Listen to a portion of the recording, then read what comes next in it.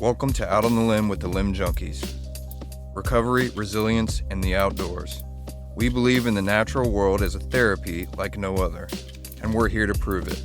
Whether you're tethered in a hunting saddle, pitching lures into deep cover, or set up on a roosted gobbler, you're in the right place. This is a space for anyone who's found healing in the woods, foraging, fishing, hunting, and all of those wild things in between. We're building something here, and we want you with us, so let's gear up and get into it. So, Ian, tell me a little bit about what it means to be in recovery and how the outdoors helps you with that. So I think first what we need to do is kind of define addiction, and addiction in its truest form is obsessive and compulsive.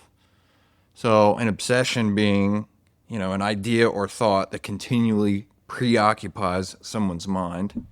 And then the compulsion side of it is an irresistible urge or behavior in a certain way, especially against one's conscious wishes. So the obsession piece and in the idea of drug addiction is it is constantly consuming your mind that you need to change the way you feel. And that could be feeling good, you want to feel better, you're feeling bad, you don't want to feel bad anymore. Like it's this constant need to change how you feel. One's feeling is never good enough. So you feel like you have to change the way you feel or make yourself feel differently. And then my compulsion to use was without any sort of thought of consequence, and it was extremely destructive. So when it comes to the outdoors, I think we all understand what obsession is when it comes to hunting.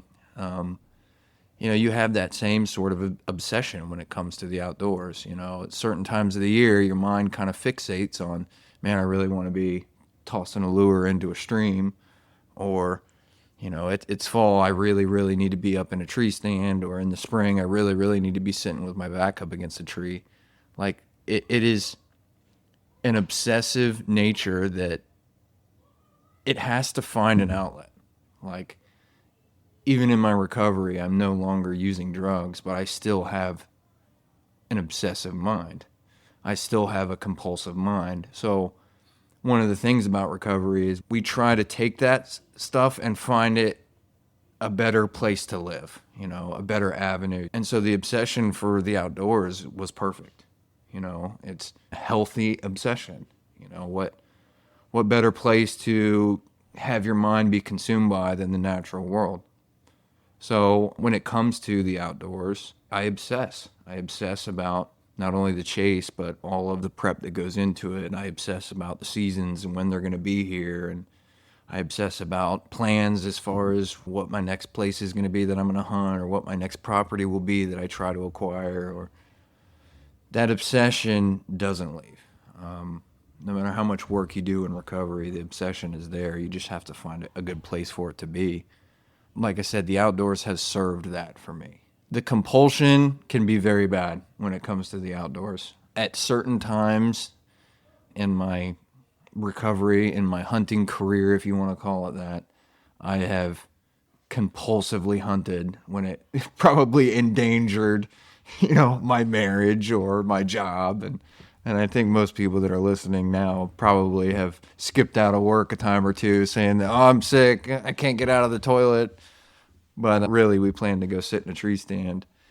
There was definitely times in my first marriage that I made up false truths in order to spend more time sitting in a tree stand. So the compulsive nature is something that I have to constantly work on curbing, because compulsion, I don't think it's hard to find a healthy balance of compulsion. You know what I mean? I think it's not really a healthy thing. But I think the obsessive nature can be redirected. I think that if you were to sit down and talk with a lot of successful businessmen or people who, inventors, people who create things, I think that you would find that obsession is within their character. Yeah, I wonder. You touched on a lot of things that makes me wonder. In your need to strike a balance, you've obviously found a credible outlet for your obsession. But it sounds to me like you still will always have to grapple with the compulsive nature and the obsessive nature. And no matter where you were to redirect that, I think that you would seek to perfect it and become obsessed with it. So sometimes it sounds like it's a double-edged sword for you. It Oh, it sounds like is. because you can actually redirect that power of addiction in a completely different direction, and sometimes it can override and interrupt the process of you hunting and things like that. Oh, yeah, it can. You can take something like hunting that we both enjoy immensely, and we both find a lot of therapy in it. And if I'm not actively working on keeping myself in check, keeping my demons at bay, and making sure that my defects of character aren't running rapid, then hunting becomes a daunting task. The obsession becomes way too much. I focus too much on a false sense of success instead of enjoying just being out there. And like I mentioned before, the compulsive nature of it, of becoming so obsessed that I start to compulsively do things that damage other areas of my life. But the main point being is that in recovery, there's certain things about addiction that you can't just get rid of. And this is what I found in my own experience. I'm sure there's a lot of people in recovery that would agree to this statement, but a lot of parts about addiction don't go away. You learn how to cope with some of your character defects, and you learn how to kind of redirect things in a more positive manner. But there's certain things that just don't go away, and those things that don't go away, you have to find healthier avenues for them. Something that's been big for me in my recovery, and I try to instill this in a lot of guys that turn to me for my experience, is find a hobby. Sure. Find something that you can dive into that consumes your time. The worst thing for an addict is idle time. Absolute worst thing. In the beginning especially, sitting around doing nothing, your brain starts to play tricks on you. A lot of people in recovery say that no matter how good you got it or how much work you've done on yourself, your addiction's in the corner doing push-ups waiting for you to make a mistake. And as corny of an analogy as that is, it's true, because addiction lives in the brain. And our brain is constantly trying to have us do destructive things. It's a very core disease that a lot of people who don't understand it don't understand it. There's no other way to put it. That's why in recovery it's so vital to link up with fellow recovering addicts who've been through it and can help you, because it's hard for a non-addict to understand how an addict's brain works. So the outdoors has become a perfect outlet for me, and on many different ways. Obviously, it's time consuming. Any outdoorsman understands that. I mean, we have seasons, but the brain obsesses about that season long before it's here. Right now, it's the 15th of February, and we're thinking turkey, and we still got 2 months before opening day. Almost my whole entire day is filled up thinking about turkey season right now. But another big key thing about addiction is this need or this want to control everything around you. And what I mean by that is like physically, mentally, emotionally, like I have a desire to control things. This person's not acting the way they should. I want to control how this person acts. I want to control how this situation is going to end up. I want to control how this goes, how that goes. It's part of the obsession of I want to be in control of everything in my life, including the people in it. If you would just do what you're supposed to do, everything would go smoothly. The thing about the outdoors is you can't control it. It is like the best lesson, and you can't control everything around you. It's like trying to crack some cipher, some code that Yeah. you just can't crack. The closer you get, the further away you are. And you can sit and listen to podcasts and watch videos about, turkey hunters and the most experienced turkey hunters in the world, and they'll all tell you, you never have it all figured out, especially with turkey hunting. And the same with deer hunting, same with fishing, it doesn't matter. I can't tell you how many times I've walked into the woods thinking, oh my God, the conditions are perfect. Today's going to be the day, and it goes completely opposite because you don't have any control. It's the wild world, and we cannot control it. But there is aspects of the outdoors, of hunting, that you can control. And that little bit of control feeds that demon inside of me in a healthy way. I can control how I prepare for the hunt. I can control that I get there early enough, that I get situated in the stand early enough, that I make sure that I'm in the woods before first gobble, that I make sure that I have the right tackle to fish what I'm trying to fish for. Like, there's so many aspects of the outdoors that I can control. So it feeds that little demon inside of me that wants to control everything. Well, because it's giving you feedback too. I mean, it's giving up just enough control to make you think that it's possible to control the Yes, whole exactly. situation. It's that delusion aspect. Exactly right. So, what I'm curious about is, when it comes to recovery programs, where in a recovery program do they create the bridge for that behavior and adopting a hobby? Like in your case, what part of a program, if you're going through it, if you've just started recovery, if been in recovery for a while, where in the program do you get to the point where you're looking for outlets for the obsession? Well, I think it's mostly in the beginning. And I think at any point in your recovery, you could find yourself needing to fill time, needing to fill voids. But I'd say mostly in the beginning. And it's not necessarily written into the program, for lack of better terms. But a big thing in the program in the beginning is to link up with other fellow recovering addicts. And by doing so, you're spending time with them, and that's filling your time. There's a lot of camaraderie, fellowship type things that go on in these recovery programs that introduces you to people and introduces you to hobbies, and they have events and such like that that get you out of your comfort zone into trying different things, and those things end up filling your time. I just know, like, in my early recovery, I was surrounded by a bunch of guys who were big into the outdoors. And so that was what we did. We bonded, we fellowshipped over the outdoors.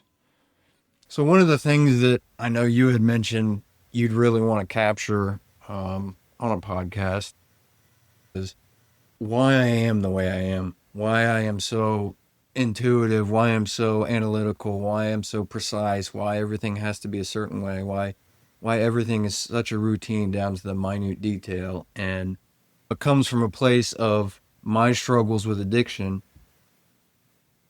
Routine has made me a functional human being. The way I lived for many years was very dysfunctional and very self-destructive and very irresponsible.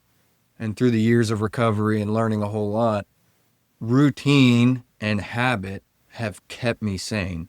And so in the hunting world, all this precise attention to detail and preparedness and planning every little aspect and data acquisition and analytics and all the things that go on in my screwed up brain when I'm dealing with hunting, Big dumb brain. they're all newfound healthier survival tactics that I developed in my own recovery. And it's essential for me. I need that kind of stuff. I need strict regimen. I need disciplined routine to get through my days and not fall back into my old ways of thinking. So I've applied that to my hunting. I rarely go into the woods unprepared. And what I mean by that is before I even pack up the truck to go, I'm thinking about what scenarios could happen, making sure I'm prepared with the right equipment for that.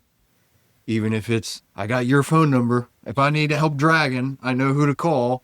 I'm going in the woods, not even know if I'm going to see a single deer, but I'm prepared if I do and who I'm calling first to help me drag. But we've talked before and you've asked me, like, what makes you tick? Why are you so precise with your movements, with your planning? And Obsessed. It's well, like I it's, am obsessed. it's well, it's obviously a healthy obsession, but it's like It can be a healthy obsession.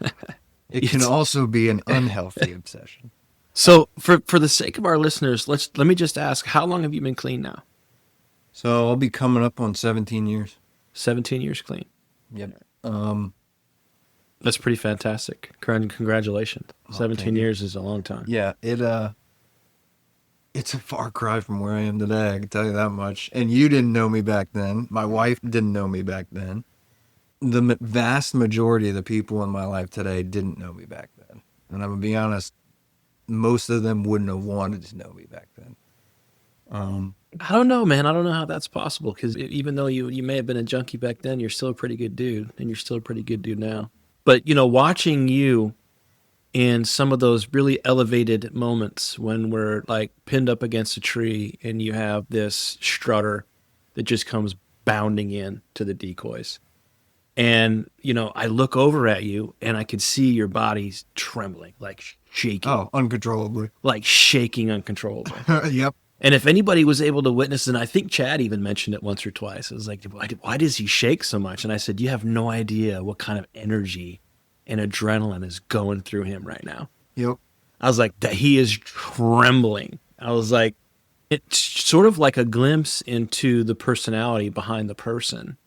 And it really kind of brings the big picture. And it also kind of demonstrates how disciplined you are in your recovery, which is pretty cool to watch. Well, first off, if you're not shaking, you're probably not hunting. Okay? I think most guys will admit that they're in a stand and a deer walks by, they start shaking. And If you ain't shaking, you ain't doing it right. I tell you, if you're sitting against a tree in the spring and a gobbler gobbles within 50 yards of you, if you're not shaking, I don't know if you deserve to be out there. Let's be honest, that adrenaline, that shake, that absolute just raw excitement, it's like getting high. That's the thing for me is watching you, like watching the physical manifestation of that high, that adrenaline is really incredible to see sometimes. It worries me a few times because sometimes I think you're freezing your nuts off or you're having a seizure or you're going to pass out. Sometimes I am freezing my nuts off. That's because you're so skinny. But no, I mean, and here's another kicker too, is before I got clean, I was not a hunter. I wasn't a fisherman. I wasn't any of that. Like the outdoors, don't get me wrong, growing up as a kid, I spent a lot of time in the woods, catching crayfish in the creek and lizards and frogs and turtles and building forts and all that. Like I spent my childhood playing around in the woods. That's living right as well. But the hunting and fishing aspect was not there before I got clean. And I was really fortunate enough to meet some really good guys when I first got clean, and they were into the outdoors and they introduced me. And without it, I don't know that I'd be here today. I'll be honest. So these are sponsors, right? These are sponsors. So yeah, one of my old sponsors and then Keith. If it wasn't for them introducing me to the outdoors, because addiction, drug addiction specifically, is completely immersive. My days of using were completely consumed by getting and using. My day was consumed by either using or figuring out how I was going to use. And if I remember right, you were working every day. You I held a job and all that stuff. I managed to hold a job. Don't get me wrong. I was living in my parents' basement. Like I was not a responsible adult whatsoever, but I managed to keep a job so that at Friday night I had enough money to use. But hunting in the outdoors gave me something to sink my claws into. It was something that, and we've talked about this when we did our little get together with the guys from the recovery house a couple years ago. Yeah. And we showed them how to shoot bows and how to fish. Yep. And I explained to them that the outdoors has seasons. And in recovery, sometimes it can be real tough just to get through the day, let alone see the future a couple weeks down the road or a couple months down the road or a year down the road. But the outdoors gives you something to look forward to. Right now, we're kind of in our lull. I'm not a duck hunter. Between seasons, yeah, he's not a duck hunter. I'm not a duck hunter. Not a duck. He will be a duck hunter someday. I'm afraid to become a duck hunter. But we have time, so right now it's kind of a lull. But we're a short 3 months away from spring gobbler. Yes, we are. I have something to look forward to. Even if times are real tough right now, which they're not, I'm blessed beyond anything I could ask for. If it was a tough time, I know in a couple months I'm going to be doing something I love, sitting in the woods during the spring and watching the woods come alive. Once I get through that spring, it's going to be summer. I personally hate the summer. It's hot. It's muggy. He's pale and I'm a redhead and I burn easy. Burns real easy. But even in the summer, we find ourselves fishing when we can. We used to float down the Shenandoah fishing for smallmouth all the time. Yeah, we need to do that more often. Life gets busy and it's harder to do now. But there's always the next season coming up to look forward to. again, in recovery, I need something to look forward to. Times can be tough, and for an addict, it's really hard to stay stagnant and get through tough times. You want to change the way you feel at any given moment. Hunting has given me that thing to look forward to, that check mark, or checkpoint, I should say. My next checkpoint right now is April 11th when Spring Gobbler opens. So it's the next high, basically. Essentially, and But- a little bit more of a healthy aspect. For yes. sure. 100% for sure. So it's really part of your recovery programming to look forward to the time where you can get back outside and re-engage. Yes.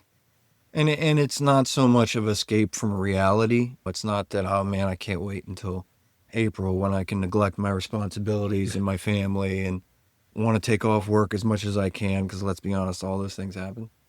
But it's something to look forward to. It's something I love. It's something that keeps my gears running. Yeah. I absolutely love the outdoors. You're a hell of a lot easier to get along with during the seasons than in the summertime, too. I just love it. Yeah. So, I mean, the morning of my wedding, I went hunting. My wife is incredibly awesome, and You are incredibly blessed to have And such a patient, tolerant, the supportive morning partner. of my wedding, I went turkey hunting. We didn't really have any luck, but it was still great to be up there.